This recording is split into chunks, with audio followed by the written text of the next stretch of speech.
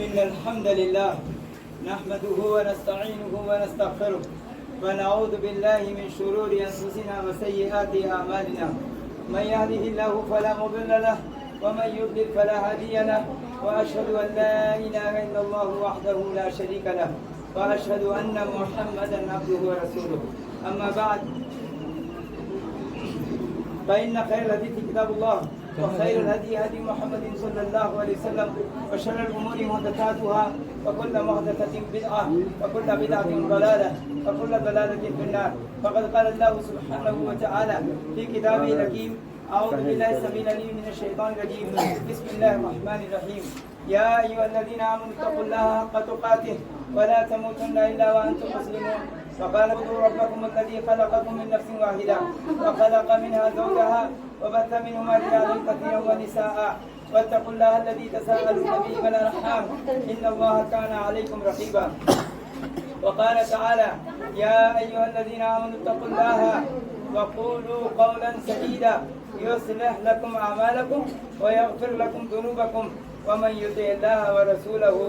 فقد فاز فوزا عظيما. فقال رسول الله صلى الله عليه وسلم: النكاح من سنتي ومن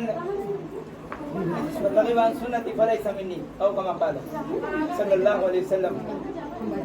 نبی محترم صلی اللہ تعالی علیہ وسلم جب کسی نکاح میں واضح نصیحت فرماتے تو ان کلمات کے ساتھ آپ گفتگو فرمایا کرتے تھے. آپ صلی اللہ تعالی علیہ وسلم نے فرمایا کہ یقیناً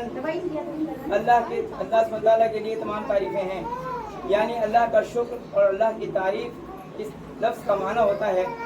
ہمارے لیے دنیا کے اندر کوئی تعریف نہیں. دراصل ہماری تمام خوبیاں اور بڑائیاں ہمیں دی ہوئی اللہ سبحانہ تعالیٰ کی تمام نعمتیں یہ ہمارے اوپر اللہ سبحانہ تعالیٰ کا احسان ہے. اور نکاح کے خطبے سے اس لفظ کا تعلق بہت گہرا ہے، اور وہ تعلق یہ ہے کہ انسانوں میں اور جانوروں میں فرق کرنے والی چیز یہ نکاح ہے. الحمدللہ کہ اللہ سبحانہ تعالیٰ نے ہمیں انسانوں میں پیدا کیا اور پھر اپنی رحمت سے اپنے نبی محمد صلی اللہ علیہ وسلم کی امت کو پیدا کر کے ہم پر احسان فرمایا اور ایمان کی دولت سے نوازا کہ ہم انسانوں والی زندگی جیتے ہیں اور نکاح کے ذریعے سے اپنی نسل کو آگے بڑھاتے ہیں، نہ کہ جانوروں کی طرح ہم ان چیزوں کا استعمال کرتے ہیں. تو ہم اللہ سبحانہ تعالیٰ کے شکر گزار ہیں، اس کی توفیق کے مطابق اس کی ہم اصلاح کرتے ہیں اور اپنے گناہوں کی اس سے معافی مانگتے ہیں، اپنے اعمال کی برائیوں اور نفسی شرارتوں سے اس کی پناہ میں آتے ہیں. یقیناً اللہ جس کو ہدایت دے اسے کوئی گمراہ نہیں کر سکتا، اور جس کو اللہ گمراہ چھوڑ دے اس کی رہنمائی کرنے والا کوئی نہیں. کیا وہ رہنمائی ہے، کون سا وہ راستہ ہے جس ہدایت کی یہاں بات کی جا رہی ہے؟ تو نبی محترم صلی اللہ علیہ وسلم نے اس کی بات کرتے کہ ہم گواہی دیتے ہیں کہ اللہ کے سوا کوئی معبود برحق نہیں، اللہ کے سوا کوئی معبود برحق نہیں. یعنی پوری زندگی اللہ کی رضا میں اللہ کی فرما برداری میں گزارنے کا نام یہ دراصل عبادت ہے. ہم جو کام بھی کر رہے ہیں اپنے پروردگار کی رضا کے لیے کر رہے ہیں، اس کو خوش کرنے کے لیے کر رہے ہیں. پھر وہ خوش کیسے ہوتا ہے؟ فرمایا کہ میں گواہی دیتا ہوں کہ محمد صلی اللہ علیہ وسلم اللہ کے رسول ہیں، وہ رسول اللہ کے طریقے پر چلنے والوں سے خوش ہوتا ہے. شادی بیاہ میں بالخصوص لوگوں نے اپنے ایسے رسم و رواج نکالے ہوئے ہیں کہ وہ رسول اللہ صلی اللہ علیہ وسلم کے طریقے پر چلنے کو اسلام ہی نہیں سمجھتے، نکاح ہی نہیں سمجھتے، شادی نہیں سمجھتے، جبکہ نبی کریم صلی اللہ علیہ وسلم کے طریقے پر چلنا ہی، انہیں طریقوں کو اختیار کرنا ہی اسلام بھی ہے اور نکاح کا صحیح طریقہ بھی ہے. اگر کسی نے رسول اللہ صلی اللہ علیہ وسلم کا طریقہ چھوڑ دیا تو یہ گواہی دینا اس کا صرف ایک لفظ ہے جو اس کے منہ سے نکل رہا ہے، دراصل یہ دل میں اس کے اترا نہیں ہے. پھر نبی محترم صلی اللہ علیہ وسلم نے ان لوگوں کو ڈرایا کہ جو لوگ رسول اللہ کا نام تو لیں مگر رسول اللہ کے طریقوں پر نہ چلیں تو ان کے لیے یہ آیت رسول اللہ نے تلاوت فرمائی اور فرمایا: یا ایھا الذین آمنوا اتقوا اللہ حق تقاتہ، اے ایمان والو ڈرو اللہ سے اور اس طرح ڈرو اللہ سے جیسے اللہ سے ڈرنا چاہیے. تم اللہ کے سوا جن سے ڈرتے ہو اس وقت تک ڈرتے ہو جب وہ تمہارے سامنے ہو، اور جب وہ سامنے نہ ہو تو تم نہیں ڈرتے. مگر اللہ کے بارے میں جان لو کہ تم اللہ سے کبھی غافل، اللہ تم سے کبھی غافل نہیں ہے اور تم اللہ سے کبھی چھپ نہیں سکتے. تو پھر کس طرح اللہ سے ڈریں اس کا طریقہ بھی خود نبی محترم صلی اللہ علیہ وسلم نے اللہ سبحانہ تعالیٰ کی آیت کے ذریعے سے ان کو سمجھایا. وَلَا تَمُوتُنَّ إِلَّا وَأَنْتُمْ مُسْلِمُونَ، تمہیں موت نہ آئے مگر اس حال میں کہ تم اللہ تعالیٰ کے فرما بردار ہو، کیونکہ موت کا کوئی وقت ہمیں معلوم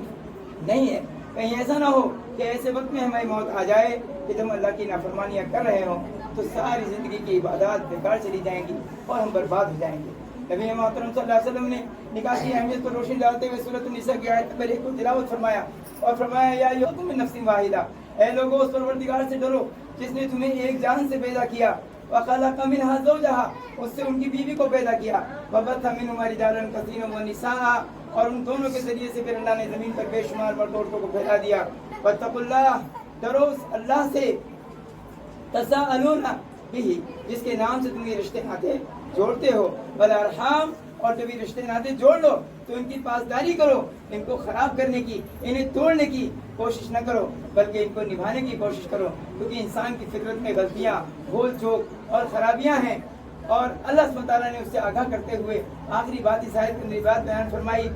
ان اللہ کان علیکم رقیبا، اور اگر تم ایسا نہیں کرتے ہو تو جان لو کہ اللہ تم پر نگہبان ہے، اللہ ہر ایک کو دیکھ رہا ہے۔ پھر نبی محترم صلی اللہ علیہ وسلم نے گواہوں کو بھی اور یہاں موجود سبھی لوگوں کو تنبیہ کرتے ہوئے فرمایا کہ اللہ سبحانہ تعالیٰ ارشاد فرماتا ہے یا ایھا الذین آمنوا اتقوا اللہ وقولوا قولا سدیدا، اے ایمان والو اللہ سے ڈرو اور جب تم سے کوئی بات پوچھی جائے، نکاح کے تعلق سے بالکل یہاں بات ہو رہی ہے، اور اس کے علاوہ بھی زندگی میں جب گھریلو زندگی آپ گزاریں گے، جب نکاح کے بعد والی زندگی گزاریں گے یا کوئی بھی معاملات کبھی زندگی میں آئیں گے، قولوا قولا سدیدا، تو ہمیشہ سیدھی اور سچی بات کہنا، ادھر ادھر گھما کر جھوٹی بات بنا کر باتوں کو بگاڑ کر مت کہنا۔ اگر تم نے ایسا کیا یصلح لکم اعمالکم، تو جو خرابیاں آ رہی ہوں گی اللہ انہیں اپنی رحمت سے خود ہی درست فرما دے گا، ویغفر لکم ذنوبکم، اور اگر تمہاری طرف سے کوئی بدماشی ہوئی ہوگی تو اللہ اسے بھی معاف فرما دے گا۔ اللہ تعالیٰ نے فرمایا من یطع اللہ ورسولہ فقد فاز فوزا عظیما، جس نے اللہ اور اس کے رسول کا راستہ اختیار کیا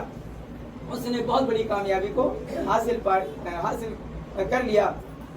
یقینی طور پر یہ نکاح میں نبی کریم صلی اللہ علیہ وسلم کی نصیحتیں میں بیان فرماتی ہیں کہ اگر ہم نے نبی کریم صلی اللہ علیہ وسلم کے طریقوں پر چلتے ہوئے زندگی کو گزارا اور نکاح کے اس طریقے کو باقی رکھا اور زنا کے تمام راستے بند کر دیے تو دنیا بھی ہماری کامیاب ہوگی اور آخرت بھی ہماری کامیاب ہوگی۔ اور جو اس نکاح کا اللہ کے رسول نے فرمایا کہ نکاح میری سنت ہے، میرا طریقہ ہے اور یہ اسلام ہے، اور جو اس طریقے کو چھوڑتا ہے وہ اصل میں مسلمان تو بہت دور کی بات ہے، انسانیت کے بھی خلاف ہے، وہ انسان کہلانے کا بھی حقدار نہیں ہے۔ اللہ سبحانہ تعالیٰ سے دعا ہے کہ ہمیں پروردگار اسی راستے پر گامزن رکھے اور ہمیشہ اپنے نبی کی سنتوں پر چلتے ہوئے اے پروردگار تو ہم سے راضی ہو جا اور ہماری خطاؤں کو بخش دے اور معاف فرما دے، آمین رب العالمین، وصلی اللہ علیہ نبینا محمد وسلم۔